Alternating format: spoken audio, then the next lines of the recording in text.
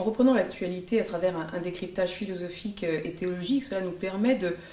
revenir sur des événements qui sont signifiants, voire décisifs pour notre vie, et de les rattacher le plus possible au concept ou au verbe, puisqu'il y a aussi cette dimension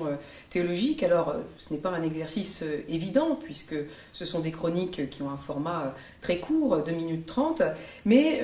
aujourd'hui, dans le flux de l'actualité, dans l'information qui nous est souvent délivrée sans recul critique, à mon sens, il est vraiment nécessaire aujourd'hui d'avoir ce recul critique. Alors, c'est une actualité extrêmement dure, hein, les persécutions exercées contre les chrétiens d'Orient, d'ailleurs, nous rappellent l'histoire des chrétiens des premiers siècles. Et donc, il est vrai qu'il est, dans ce décryptage philosophique et théologique de l'actualité, pertinent de voir que l'histoire est aussi travaillée par l'histoire sainte. Pape François est très présent dans ses chroniques, puisqu'il a insufflé, à mon avis, un esprit nouveau à l'autorité pontificale, et cette autorité va se cristalliser autour d'un concept qui est celui d'écologie intégrale, qui recouvre une écologie tout à la fois humaine, sociale et environnementale. Le concept d'écologie intégrale peut avoir un impact sur les affaires du monde, puisqu'elle vient remettre en question les catégories politiques du monde, avec plutôt la gauche qui était plutôt liée à l'écologie de type environnemental ou social, et la droite plutôt liée aux questions d'écologie humaine, comme les questions de bioéthique. Et donc cette remise en question des catégories politiques du monde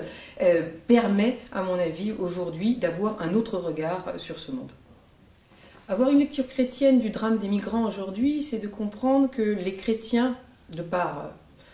leurs conditions d'élus, ont aussi un statut d'exilés, de réfugiés, de migrants. Et donc, il faut réussir aujourd'hui à lier cette question qui a une dimension historique, géopolitique, avec cette condition chrétienne qui est celle de l'exil, du déracinement. Et donc, il faut réussir là à tenir les deux, à comprendre qu'aujourd'hui, il y a une nécessité de cet accueil sous la pression